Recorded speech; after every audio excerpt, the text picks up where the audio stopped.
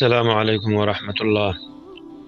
حافظ حنیف بلوچي سے محترم پوښتنه کړې ده چې د کوترو د ساتلو حکم څه شی دی.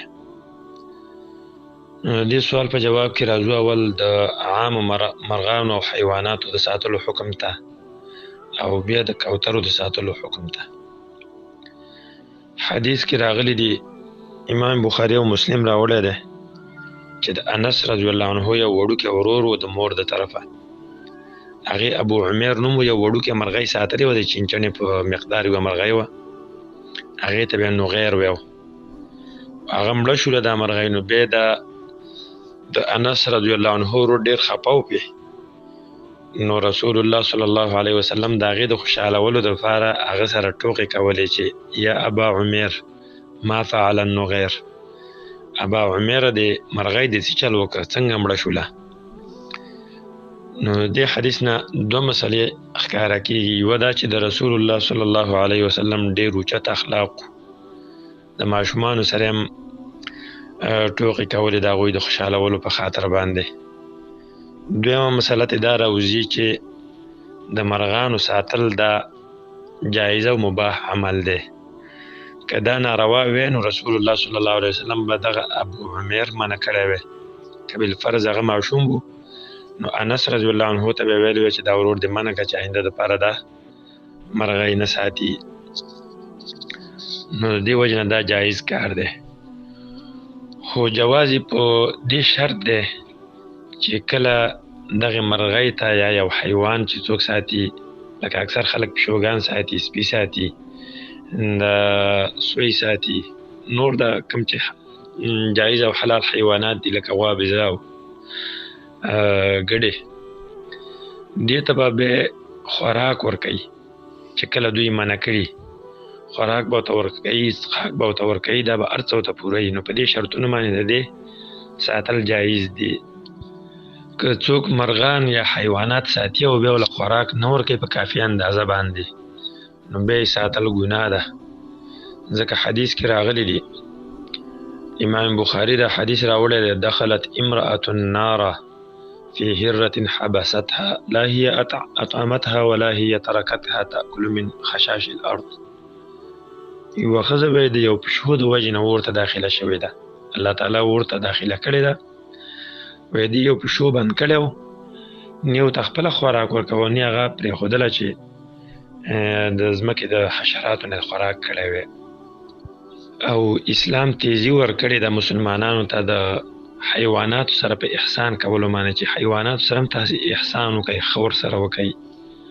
حدیث کې راغلی دی، یو سړی وی په لاره باندې روان و، نو تندې زیاته شوله، تندې راواخیسته، لاره کې یوه کوي وه، هغې ته ورکته شه، اوبه یې وڅښلې. چې کله د کوی نه راوخته نو پاس یو سپی ولاړ و، هغه هم ډېرې تندې رااخیستی و او د تندې نه ژبه را ایستلې وه. نو سړي ویل ځان سره فکر وکړه چې یاره دا زه چې څنګه تږی وم دغه شان دا سپی هم تږی دی. بېرته کوی ته ښکته شه او خپل بوټ کې اوبه راواخیستلې او دې سپي له یې ورکړلې. نو د الله تعالی شکر یې ادا کړ دې سپي. نو الله تعالی وایي دې سړي ته د دغې سپي په اوبه کولو باندې بخښنه وکړه او ګناهونه یې ورته معاف کړه، جنت له یې بوته. او بیا رسول الله صلی الله علیه وسلم وویل دې نه وروسته، فی کل کبد رطبة اجر، هر یو د سا والا شي کې اجر دی. دویم نمبر کې راځو د کوترو د ساتلو حکم ته. د کوتر ساتنه هم مباح عمل دی، یعنی داسې نس نشته دی چې د کوترو د ساتنو نه منع وکړي او د کوترو ساتنه حرام کړي، نه په احادیثو کې نه په قرآن کریم کې، بلکې د کوترو ساتل هم یو مباح عمل دی، په دې شرط چې دغه د کوترو ساتل د هغې د تربیه کول مقصد یې دی چې دې سره هسې سات تېري کوي، یا یې کور کې د دې دپاره ساتلي چې د هغې تربیه وکړي او بیا یې وروسته د حلالولو دپاره د هغې غوښه وخوري، یا یې د تجارت او بیع شرا په نیت باندې ساتلي وي. نو که دې نیت باندې څوک ساتي بیا پکې هېڅ حرج نشته، د عامو مرغانو حکم یې دی، صحیح ده، جایز دی.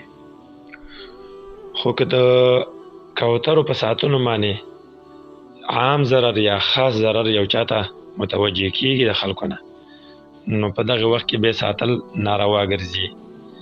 ځکه حدیث کې راغلی د یو قاعده ده چې لا ضرر ولا ضرار، ضرر به نه ځان ته ورکې او نه بیا بل ته ورکې. او د دې کوترو د ساتنې نه یو خو په دې معنی دا خلک ډېر وخت ضایع کوي د کورونو او په بامونو باندې ورته ولاړ او دا جالونه ورته خوځوي، کېناستو ته یې نه پرېږدي او الوځئ رالوځئ.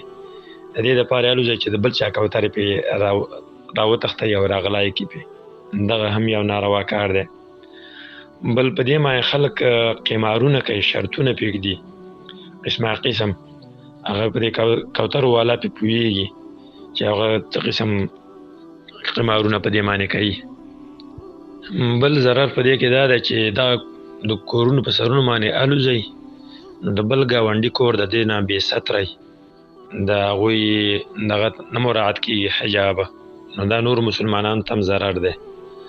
او همدغې سړي ته ضرر دا دی چې یو خو د مال ضیاع ده، مال یې هسې بې ځایه ضایع کېږي، بلې د وخت ضیاع ده، وخت هم ضایع کوي، مال هم ضایع کوي، او بل مسلمان ته هم ضرر ورکوي. نو دا ټول نقصانونه دي. او کوترې چې څوک په دغه شکل باندې ساتي چې د ګاونډیانو حقوق پکې نه مراعات کېږي او د مال ضایع وي، قمارونه پې کوي، د بل ګاونډي کور د هغه د وجې نه بې ستری. علما د دغه شان سړي په باره کې بیا وایي چې د شهادت او ګواهي هم نه قبلیږي، ځکه دا یو فاسق دی او معتاد دی په لهو و لعب باندې، د دې د وجې نه شهادت نه قبلیږي. نو خلاصه دا ده چې د عامو مرغانو او حیواناتو ساتل دا جایز دي په دې شرط باندې چې هغوی ته پوره خوراک او څښاک ورکړی شي. او د کوترو ساتل کې هم دغه شرط دی، خو یو شرط یې دا دی چې کوترې به د دې دپاره ساتلی کېږي چې د هغې تجارت مقصدي یا د هغې د غوښې خوراک مقصد وي او یا هسې ساتیري مقصد وي، نو بیا جایز دي. او که دا نور کارونه پې کوي نو بیا دغه وخت کې د کوترو ساتل نه دي جایز.